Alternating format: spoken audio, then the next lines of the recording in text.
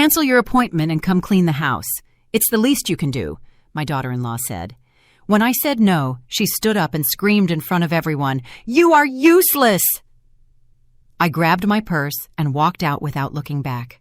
Days later, she lost everything. Those words came out of my daughter-in-law Melissa's mouth as if they were the most natural thing in the world.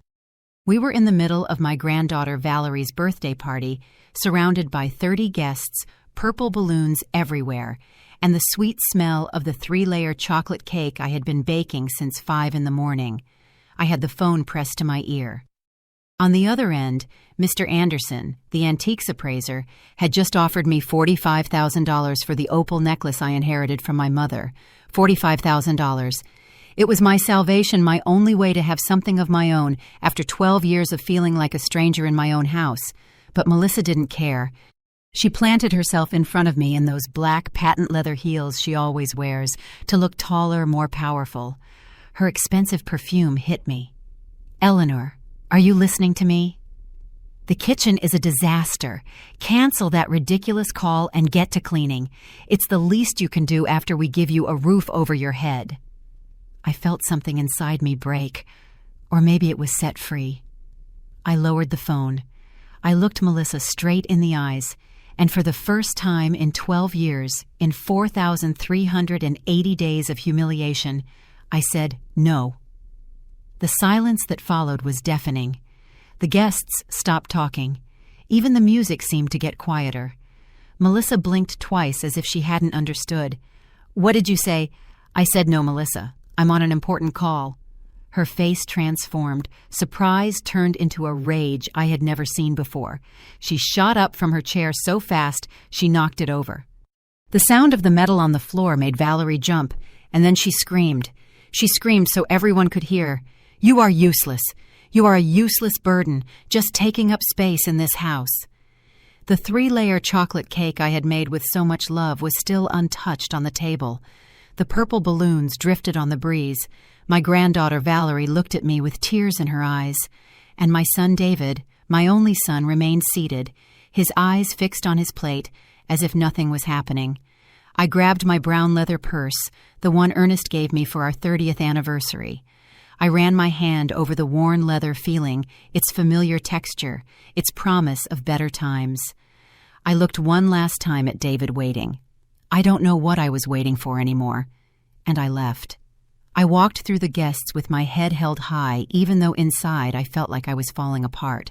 I heard the murmurs, the pitying glances, the uncomfortable silence I left in my wake. I didn't look back. What none of them knew, what Melissa never imagined, while she screamed at me in front of everyone, was that the call she interrupted wasn't just any call.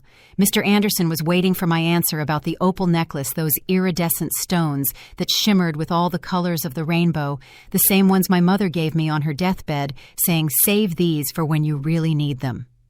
That moment had arrived, but what happened next, what I discovered in the following days, was much worse than anyone could imagine. And Melissa, with all her venom and arrogance, had no idea that her scream that insult in front of 30 witnesses had just sealed her fate.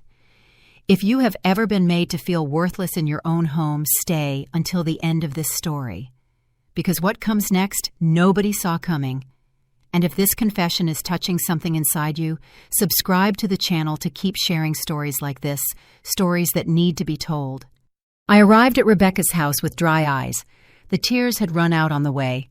She opened the door, saw my face, and didn't ask a thing. She just hugged me. But to understand how I got to that moment, to that scream that broke me in two in front of 30 people, I need to go back. I need to tell you how a 68-year-old woman, the owner of her own house, ended up feeling like an unpaid maid in the place she built with her husband. It all started 12 years ago when Ernest died. It was a Tuesday in October when the sky was so blue it looked fake. Ernest was watering the bright pink azaleas in the garden, those flowers he loved so much when he just stopped. The heart attack was massive. He didn't even have time to call for me. I found him there among the flowers, the hose still in his hand. The first few months were a silent hell. The house felt huge, empty, filled with the ghosts of conversations we would never have. David came to visit me every weekend, worried, affectionate. He would bring Melissa and Valerie, who was just a little 6-month-old baby then. "Mom, you can't stay alone in this big house," David would tell me while pouring coffee. "Why don't we share the space? That way you won't be alone, and we could save on rent." It sounded reasonable. It sounded like a loving son. How naive I was. In the beginning, Melissa was a different person. Kind, considerate, even loving. She helped me with dinner, asked me how I had slept, hugged me when she saw me looking sad. I thought I hadn't just gained a daughter-in-law, but a daughter. The transformation was gradual, so slow, I didn't see it coming. It started with little things. A comment about my cooking. "Oh, Eleanor, don't you think you used a little too much salt?" Then about how I dressed. "At your age, you should wear more discreet colors, don't you think?" Then about my friends from the knitting circle. "Those ladies just go to gossip. You're wasting your time." When Valerie turned 1, Melissa quit her job. "To dedicate myself to the baby," she said. But the one who ended up taking care of Valerie was me. I was the one waking up at 3 in the morning when she cried. I was the one making her baby food, changing her diapers, singing her to sleep. Melissa would go out with her friends because, "I need a break, Eleanor. Being a mother is exhausting." And I kept quiet. Because I loved my granddaughter. Because I thought this is how families were supposed to be, supporting each other. But there was one day that marked the real beginning of my nightmare. Valerie was 3. I was making lunch when I heard the crash. Melissa had deliberately dropped her coffee cup on the kitchen floor. I saw her do it. Our eyes met. "Oh, I'm so clumsy," she said with a smile that didn't reach her eyes. "Eleanor, can you clean this up? I mean, you don't work. You have all the time in the world." Something in her tone sent a chill down my spine. It wasn't a request. It was an order disguised as an accident. I cleaned up the coffee, and the next day I cleaned up another accident, and another, and another. The following years were a downward spiral I didn't know how to escape. I was assigned chores as if I were part of the house inventory. Cook breakfast, lunch, and dinner. Wash everyone's clothes. Iron David's shirts and Melissa's dresses. Clean the 3 bathrooms. Mop dust, tidy up. Meanwhile, Melissa and David went out to elegant restaurants. They traveled to Miami, to Vegas, to Napa. They came back tan and happy, with suitcases full of new clothes. "Mom, I brought you this shawl. I saw it and thought of you," David would say, handing me something that was clearly the cheapest thing in the souvenir shop. I would smile and fold it into my tiny closet, because yes, my closet was tiny. 8 years ago, Melissa came into my bedroom, the master bedroom, the one I had shared with Ernest for 35 years. "Eleanor, we need this room. It's bigger and David needs space for his home office. You'll be more comfortable in the storage room. It's cozy." The storage room, 8 feet by 10 feet. Next to the laundry room, where the noise from the washer woke me up every morning at 6. Where the heat was unbearable in the summer because it had no fan. Where the smell of detergent seeped into my clothes, my hair, my lungs. But the room wasn't the worst part. The worst part was the loneliness. My only refuge was Thursdays. Every Thursday at 4 in the afternoon, I met with my knitting circle at Rebecca's house. There were 6 of us, all widows or divorced, all with stories to tell, while we knitted blankets, scarves, sweaters. Melissa hated those Thursdays. "You're going out again, Valerie needs you," she'd say, even though Valerie was perfectly fine playing on her tablet. "You're so selfish, Eleanor. You only think about yourself." But I went. It was the only thing I had left of myself. Until 3 months ago, something happened that should have opened my eyes for good. It was my birthday. 68 years old. I asked Melissa a month in advance if I could use the living room to invite my friends from the knitting circle. We just wanted to have coffee, eat cake, and talk. "Of course, Eleanor. It's your house, too," she told me with that perfect smile I had learned to distrust. The day of my birthday, I got home from grocery shopping. I opened the door and found the living room full of Melissa's friends, music blasting, bottles of wine, appetizers everywhere. "Eleanor, just in time," Melissa shouted over the music. "We organized a last-minute get-together. Can you bring us more ice?" My friends were waiting for me at Rebecca's house. I had to call them to cancel. "Something came up," I told them, my voice breaking. Rebecca didn't believe me. "Eleanor, what's going on in that house?" "Nothing. Becca, everything's fine." But nothing was fine. And that day, while I served ice to Melissa's friends in my own living room on my birthday, something inside me started to die. Or maybe it started to wake up. Because 3 months later at Valerie's birthday party, when Melissa screamed at me in front of everyone that I was useless, that part of me that had been dormant, humiliated, and trampled on for 12 years finally said, "Enough." Rebecca opened the door for me at 8 o'clock at night. She was wearing her flowered cotton robe, the one she wears when she's not expecting visitors, and her reading glasses hung from a gold chain. One look at my face was all she needed. She knew I had been waiting. "Come on in, Eleanor. The tea is already on." She didn't ask me what had happened. Rebecca has that wisdom that only comes from 70 years of life and 40 years of friendship. She knew I would talk when I was ready. I sat in her kitchen at that wooden table where we had knitted so many afternoons, where we had cried for our dead husbands, where we had laughed until our stomachs hurt. The smell of chamomile tea wrapped around me like a hug. "She screamed at me," I finally said, "in front of 30 people. She told me I'm useless." Rebecca poured the tea into those white porcelain cups she treasures. She didn't say anything. She just waited. And then I broke down. I told her everything, not just about Valerie's party, but everything else. The 12 years of small daily deaths, the looks of contempt, the accidents with the coffee, how they had taken my bedroom, how I had spent my last birthday serving ice. "I sleep next to the laundry room, Becca, in a room that doesn't even have a real window, just a skylight that wakes me up at 5 in the morning. Rebecca set her cup down on the table with a sharp click. "And the house, whose name is the house in—" I blinked. I hadn't thought about that in years. "Ernest left it to me." "I think so." "You think so?" Rebecca stood up with an energy I hadn't seen in months. "Eleanor, where are the papers for the house?" "In the study, but it's Melissa's office now. She keeps everything locked up."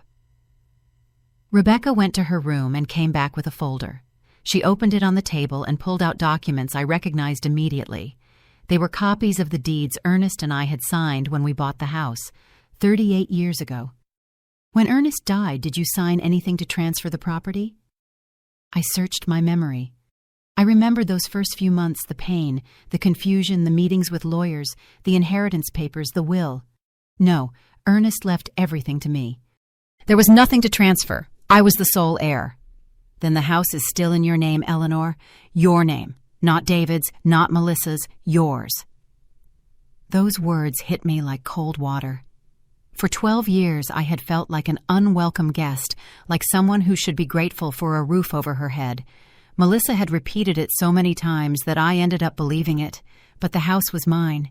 "You need to see those papers," Rebecca insisted. "You need to know exactly what documents are in that office and why Melissa has them under lock and key." I stayed at Rebecca's house that night, and the next, and the next. David called on the second day. His voice sounded tense, uncomfortable. "Mom, where are you? We're worried." "Worried? What a curious word." "I'm fine, David. I need time to think." "Look, Mom, I already talked to Melissa. She overreacted." "Okay, you know how she gets when she's stressed. With Valerie's party, the expenses, all of it. Come home. We can talk." I heard a noise in the background, Melissa's voice, though I couldn't make out what she was saying. "I'm not coming back yet." "What?" David's voice went up an octave. "Mom, don't be dramatic. It's your house, too." "My house, too. As if it were a concession. As if they were doing me a favor." "Goodbye, David." I hung up before he could answer. My hands were shaking. During those 3 days, Rebecca and I talked like we hadn't in years. She told me things she had noticed, but had never said, respecting my dignity, waiting for me to see it for myself. 2 years ago, at the neighborhood Christmas party, Melissa told the neighbors you were having memory problems, that you were forgetting things, getting confused. I froze. "I don't forget anything, Becca." "I know, but she's planting the idea, laying the groundwork." "For what?" Rebecca looked at me with those gray eyes that had seen too much of the world. "To declare you incompetent, Eleanor, to take everything from you." Yeah. I couldn't sleep that night. I lay in the bed in Rebecca's guest room staring at the ceiling, feeling the pieces of a puzzle I didn't know I was assembling start to fit together. The comments about my age, the jokes about my memory, the way Melissa always interrupted me when I was talking to other people, finishing my sentences, correcting what I said. It wasn't carelessness. It wasn't casual disrespect. It was a plan. On the third day, Rebecca made pancakes for breakfast. We sat in her small dining room, the morning sun streaming through the window, and she told me something that would change everything. I have a nephew, Julian. He's a lawyer. He specializes in family law, cases like yours, cases like mine. Financial and emotional elder abuse by family members. It's more common than you think, Eleanor, and it's a crime. The word crime hit me in the chest. I didn't want to get my son into legal trouble. I just wanted... What did I want? Respect. My house back. My life. I don't know, Becca. He's my son. And you are his mother. The woman who bore him, raised him, loved him. Doesn't that count? I had no answer for that. That afternoon, David showed up at Rebecca's house. He brought flowers, the kind they sell at the supermarket, wrapped in cellophane. He looked tired, but not sorry. Mom, enough with the drama. Let's go home. It's not drama, David. Melissa is very sorry. She already talked to Valerie, explained there was a misunderstanding. The girl misses you. Always Valerie. They always used my granddaughter as emotional bait. And you, David, what do you think about all this? He shifted uncomfortably in Rebecca's dining chair. I think we all got upset. But we're family. Families fight, and they forgive. When she screamed at me, you said nothing. You just sat there. I didn't want to make things worse. You didn't want to make your wife uncomfortable. The silence that followed was heavy, filled with truths neither of us wanted to face. Finally, David sighed. What do you want me to do? Mom, divorce her. Melissa is the mother of my child. And I was his mother. But apparently that mattered less. I'll go home, I said finally. But things are going to change, David. I am going to change. I went back to my house that afternoon. Melissa was waiting for me in the living room. When she saw me walk in, her eyes filled with tears. She ran to me and hugged me. Eleanor, forgive me. I don't know what got into me. The stress, the worries. I said horrible things I didn't mean. Her hug felt fake like everything else. But I hugged her back because David was watching us from the stairs with hope in his eyes. It's okay, Melissa. Do you really forgive me? Her tears were soaking my blouse. Really? But inside, something had shifted. As I held her, smelling her expensive perfume and feeling her crocodile tears, I remembered Rebecca's words. She's laying the groundwork to take everything from you. And in that moment, hugging my daughter-in-law, who was crying fake tears, I made a decision. If she was playing chess, then I would play too. But she didn't know she had just woken up a rival who had spent 12 years studying her every move. The first few days after my return were strangely calm. Melissa acted as if we were best friends. She'd ask if I slept well, pour my coffee in the morning, even offered to help me make dinner. It was all a lie, so perfect it was almost funny. David seemed relieved. See, Mom, you just needed to talk. Things can work when we all do our part. I nodded. I smiled. I played along. But at night in my room next to the laundry with the smell of detergent clinging to the sheets, I thought. I planned. I remembered every detail of what Rebecca had told me. The following Thursday, I went to my knitting circle. Melissa didn't object. Of course, Eleanor, enjoy your afternoon with the ladies. You deserve it. That kindness made me more nervous than her yelling. At Rebecca's house, my friends greeted me with hugs and worried looks. They all knew what had happened at Valerie's party. News travels fast in our neighborhood. Are you okay, Eleanor? Asked Susan, the youngest of the group, barely 62. I'm learning, I replied. Rebecca pulled me aside into her kitchen while the others took out their yarn and needles. My nephew Julian wants to talk to you. He says it's urgent. Why urgent? Because he did some digging, and he found things, Eleanor, things you need to know. 2 days later, on a Saturday afternoon, while Melissa and David had taken Valerie to the movies, I went to Julian's office. It was a modest building downtown, third floor, no elevator. I climbed the stairs with my heart pounding against my ribs. Julian was a man of about 45 with glasses and a kind smile that reminded me of Rebecca. He offered me water, coffee, a comfortable chair in front of his desk, which was covered in files. "Mrs. Eleanor, my aunt told me about your situation. I did a little research with her permission, and there are things you need to know." He pulled out a folder. He opened it in front of me. Melissa Fuentes, 39 years old, compromised credit history. She owes a total of $85,000 between 3 credit cards, 2 personal loans, and a car loan. I couldn't breathe. $85,000. The interest is eating her alive. Excessive purchases, trips, restaurants. Her spending pattern is unsustainable.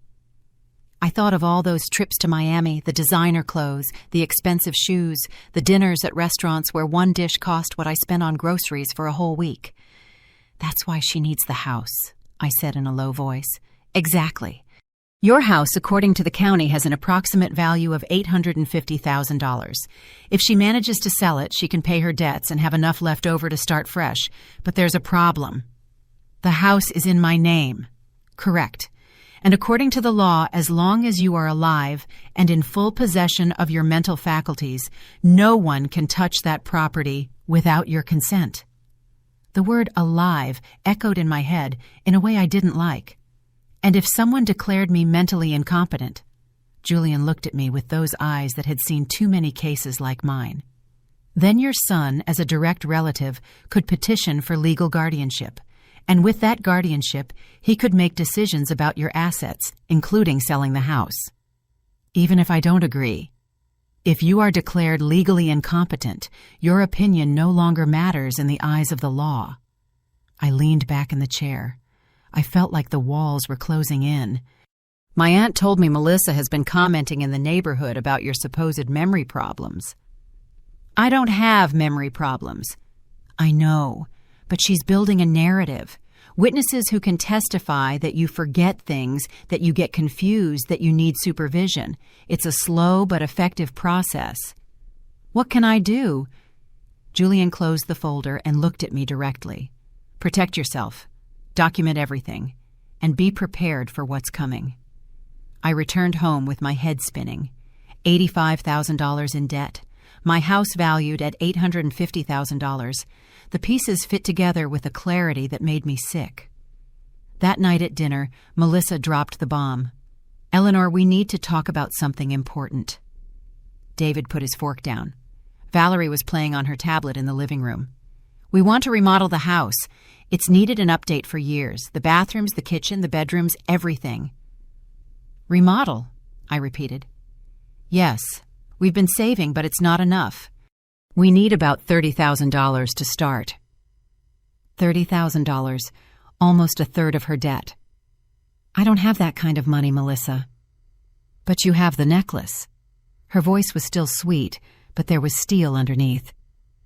"That opal necklace you guard so carefully. My aunt has a jewelry store in Beverly Hills. She could appraise it, give you a good price." "It's already been appraised. $45,000. Melissa's eyes lit up. "See, perfect. You sell the necklace. We use $30,000 for the remodel, and you keep $15,000 for yourself. It's a win-win." "To remodel my house." "Our house, Eleanor," David chimed in for the first time. "We all live here. We all benefit." I stared at my plate of lentil soup. The spoon was shaking in my hand. "I'll think about it." "There's not much to think about, Mom." David's voice hardened. "It's only fair. We pay the utilities, the food, everything." "I'll think about it," the real face behind the mask. "I'll think about it," I repeated. Melissa smiled, but it wasn't a kind smile. "Don't take too long, Eleanor. Materials are getting more expensive every day." That night, when everyone was asleep, I went down to the kitchen for a glass of water. The house was dark silent. I passed by the study and Melissa's office. The door was slightly ajar. My heart was beating so hard, I thought it would give me away. I went in. The desk was tidy almost obsessively. colored folders, pens arranged by size, a closed laptop. I searched the drawers with trembling hands. In the third drawer, under some furniture catalogs, I found a green plastic folder. I opened it, and my world stopped. They were property transfer documents for my house, but the signatures weren't mine. Someone had forged my signature on at least 5 different documents. Deeds, power of attorney, authorizations to sell. Everything was fake. I kept looking. Behind the green folder, there were envelopes. I opened one, printed emails. Between Melissa and a real estate broker in Pasadena. Dear Mrs. Fuentes, we confirm receipt of the documentation. The house in Westridge is ready to be listed as soon as we have the final deed. Suggested price, $850,000. Our commission is 4%. We await your news. Date of the email, 2 weeks ago. There was another envelope, this one with the letterhead of a law firm. Process for declaration of mental incompetence. Client Melissa Fuentes. Subject Eleanor Duran. Appointment November 28th, 10:30 a.m. November 28th, 15 days from now. I took out my phone. With shaking hands, I photographed every document, every email, every piece of paper in that cursed folder. When I finished, I put everything back exactly as I found it. I closed the drawer. I left the office like a ghost. In my room, I sat on the bed and looked at the photos on my phone. The evidence was there, clear, irrefutable. Melissa didn't just want to take my house. She wanted to erase me, declare me incompetent, sell everything. And David, my son, did he know? Was he a complice or just an idiot blinded by his wife? I didn't know. And that doubt hurt more than all the humiliations combined. But one thing I did know, I couldn't keep playing the victim. I opened my email. It was 2 a.m, but I had to write. Becca, I have the proof. Everything. I'm going to Julian tomorrow. This ends now. Her reply came in seconds. It's about time, Eleanor. It's about time. I lay down with the phone against my chest, feeling something I hadn't felt in 12 years. Power.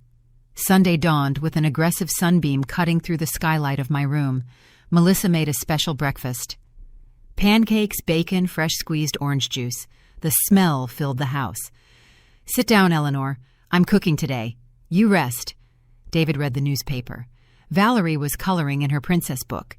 It all looked like a picture-perfect family scene from a magazine. But I had seen the documents. I knew the truth. And now every smile from Melissa felt like the edge of a knife. Have you thought about the necklace? Melissa asked as she poured coffee. The remodeling can't wait. There's dampness in the walls, Eleanor. If we don't fix it soon, it's going to get worse. I'm still thinking about it. What's there to think about? David put down the paper. Mom, the necklace is sitting in a box. You don't use it. You don't enjoy it. At least let it be useful for something. Useful. Like paying his wife's debts. It's the only thing I have left from my mother. And this house is the only thing we have left from Dad. Melissa sat across from me. She took my hand. Her fingers were cold.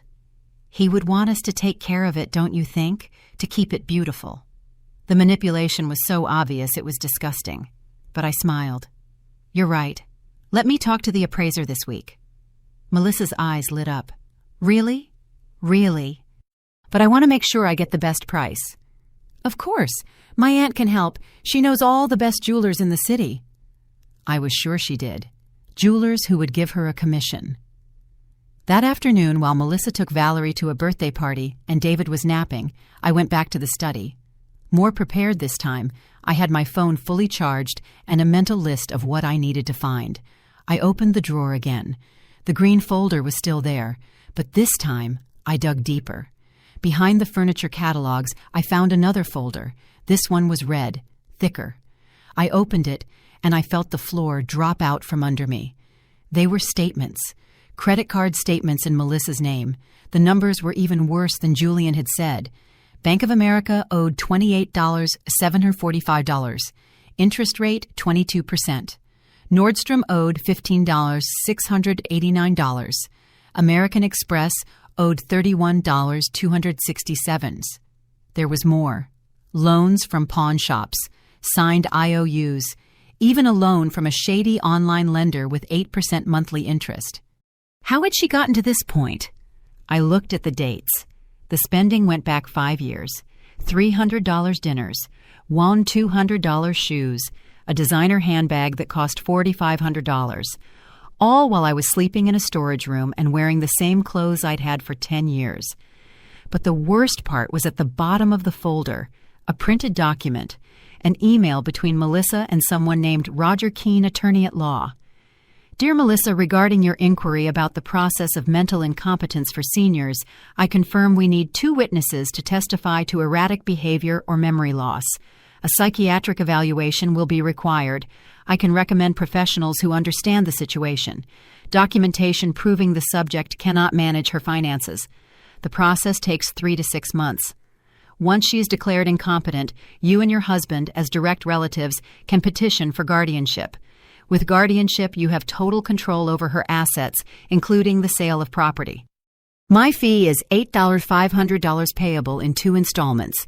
I await your instructions. Roger Keene. The date, September 15th, 2 months ago. Her reply was dated 1 week later. Roger, perfect. I already have the witnesses. My neighbor Roseanne and my sister-in-law Patricia. Both have noticed Eleanor's decline. When can we start? Time is of the essence. I need liquidity urgently. Melissa. I photographed everything. Every page, every email, every statement. My hands weren't shaking anymore. I was beyond fear. I was in a place of absolute cold, sharp clarity. There were 2 witnesses. Roseanne, my neighbor from 3 houses down who I'd had coffee with hundreds of times. Patricia, David's sister. My own sister-in-law who I had cared for as a child, who I had helped when she got divorced. Both of them willing to lie. To say I was losing my mind. For money, for loyalty to Melissa, for reasons I would probably never understand. I kept looking. In the bottom drawer I found something that broke my heart. A manila envelope. Inside brochures for nursing homes. 3 different ones with information filled out by hand. My name, my age. Suggested diagnosis. Incipient senile dementia requires constant supervision. One of the brochures had highlighter marks. Serenity Gardens residents, comprehensive care for seniors, from $1,800 monthly. There was a sticky note attached. This one, far from the neighborhood, no visits without family authorization. The handwriting was Melissa's.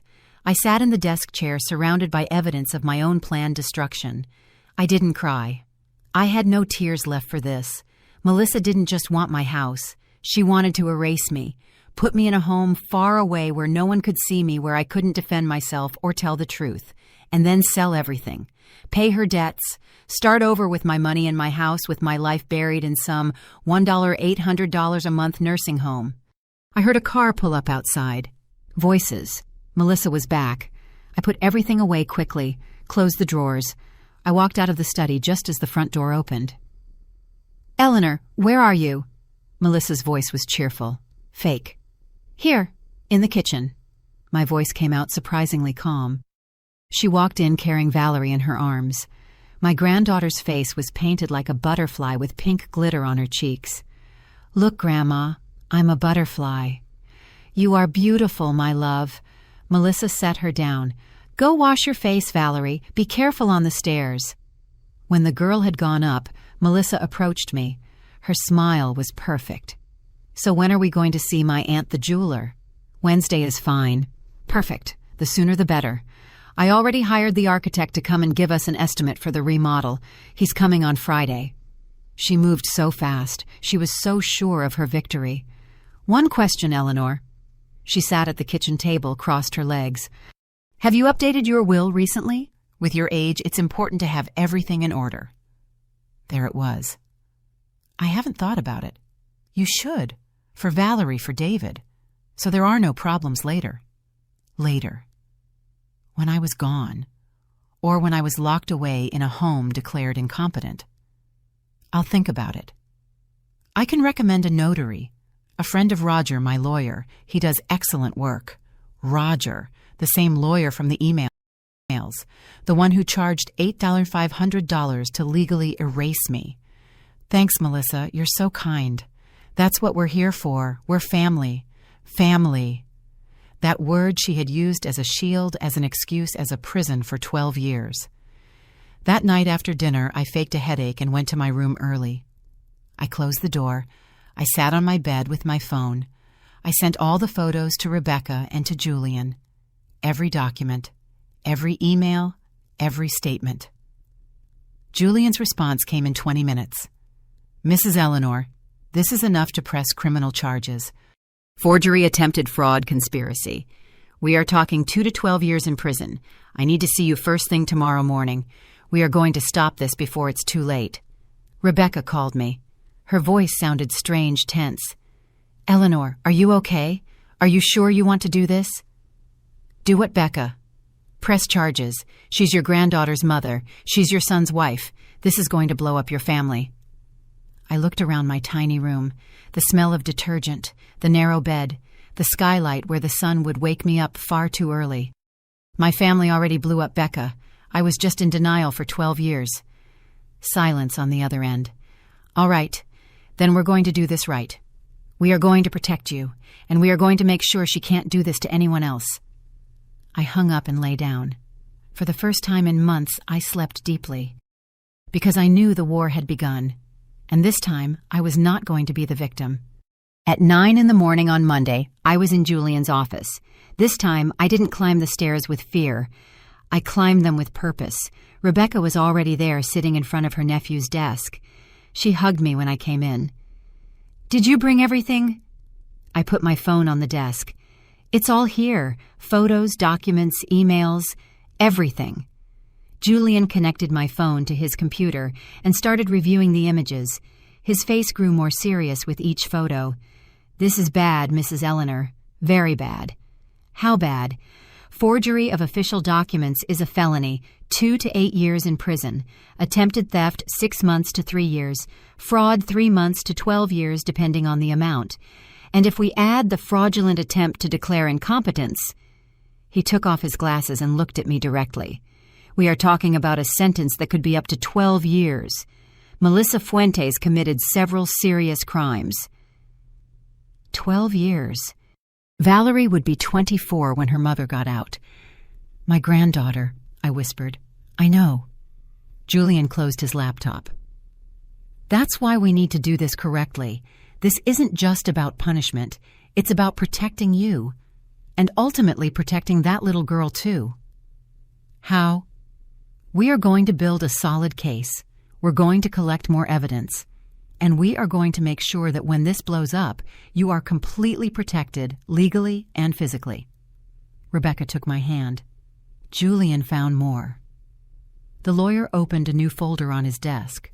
I made some calls, contacts in the financial sector. Melissa doesn't just owe $85,000. There are more debts that don't appear on her official credit history. More private loans, money she borrowed from friends, relatives. I found at least 4 people who lent her money and she never paid them back, sums ranging from $2,000 to $10,000. He did the math on his calculator. We're talking about a real debt that exceeds $120,000. I was speechless. $120,000.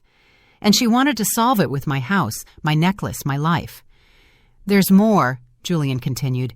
I investigated the witnesses she mentioned in the email, Roseanne Taylor and Patricia Mendoza. Patricia, David's sister, my own sister-in-law. What did you find? Roseanne received a payment from Melissa 3 weeks ago, $3,000, a bank transfer. The memo line said, loan. But there's no loan documentation. She paid her to lie about me. It seems so. As for Patricia, Julian hesitated. She has 2 credit cards that Melissa co-signed for. If Patricia doesn't pay, Melissa is responsible. It's a form of mutual blackmail. Melissa has a hold over her. My own sister-in-law. The girl I helped raise when my mother-in-law got sick. The young woman who cried on my shoulder when she got divorced. And David, I asked, my voice breaking. Does my son know all this? Julian exchanged a look with Rebecca. That's the question we need to answer. Is he an accomplice or is he another victim? How do we find out? by watching him, documenting, seeing if he signs anything, if he participates in the conversations about the sale. For now, we don't know. That uncertainty was killing me. I needed to know if my son, the boy I had raised and loved for 42 years, was participating in my destruction. "What do we do now?" I asked. "First, we protect you." Julian took out several documents. "I need you to sign this. It's a notarized declaration stating you are in full possession of your mental faculties. We're also going to get a full psychological evaluation from a certified doctor." Why? To have irrefutable proof that you are fine. When Melissa tries to declare you incompetent, we will have dated proof that proves the opposite. "And my bank accounts. I already checked. You have $6,300 in the bank. It's not much, but it is yours. I suggest you transfer it to a new account at a different bank in your name only. No beneficiaries." What if Melissa notices? Let her notice. She can't access that money anymore. I also suggest you get that opal necklace out of the house. Keep it somewhere safe. Rebecca chimed in. "You can leave it at my house, Eleanor. In my safe." I nodded. Everything was happening so fast. "Second," Julian continued, "we document everything. Every conversation with Melissa, every demand, every threat. Your phone has a voice recorder. Use it. In this state, recordings are admissible as evidence as long as one party in the conversation knows it's being recorded. That party is you. You want me to record my daughter-in-law? I want you to protect yourself, Mrs. Eleanor. Melissa is planning to destroy you. You have the right to defend yourself." He was right, but recording conversations, collecting evidence, I felt like a spy in my own home. "And then, when do we report her?" "When we have enough evidence of an attempted act. Right now, we just have forged documents that haven't been officially used. We need her to make the next move, to try to use those documents, to move forward with the incompetence hearing. That's when we act. You want me to let her keep going? Just a little longer. Enough for the crime to be fully attempted and the case to be airtight. But I'll be monitoring everything. At the first sign of real danger, we act." I felt like I was standing on the edge of a cliff. "There's one more thing," Julian said.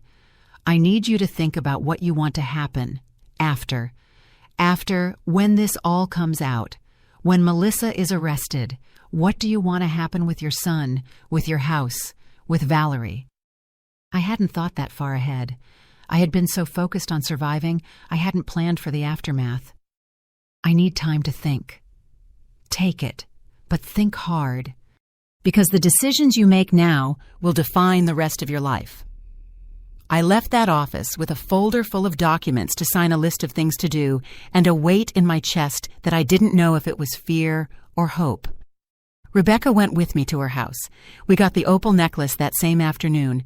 I went back to my house into the storage room and moved the loose floorboard where I had hidden the box for years. The necklace was still there, wrapped in black velvet. The opals shimmered with that internal light, changing color with every angle. Blues, greens, oranges, like tiny galaxies trapped in stone.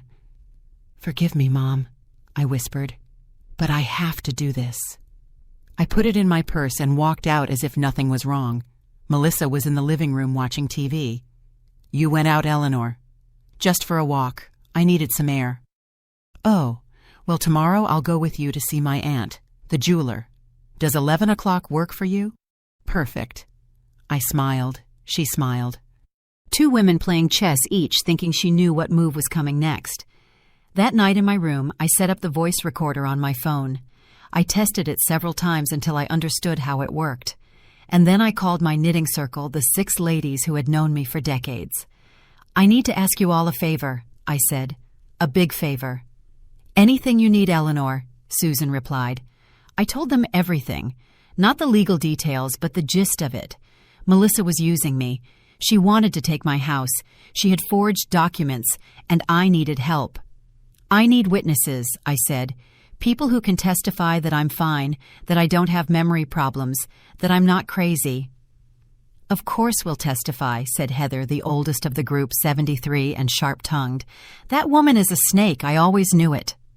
"Count on me," said Betty, and Rose and Lucy and Carmen, all of them, my friends, my tribe. I also need you to be on alert, I continued. If anything happens to me, if I disappear, if they take me somewhere, I need you to find Rebecca, to call Julian. Nothing is going to happen, Rebecca said firmly, because now you're protected. You're not alone anymore.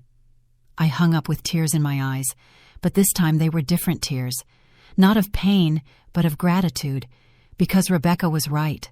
For the first time in 12 years, I wasn't alone. I had a lawyer. I had evidence. I had witnesses.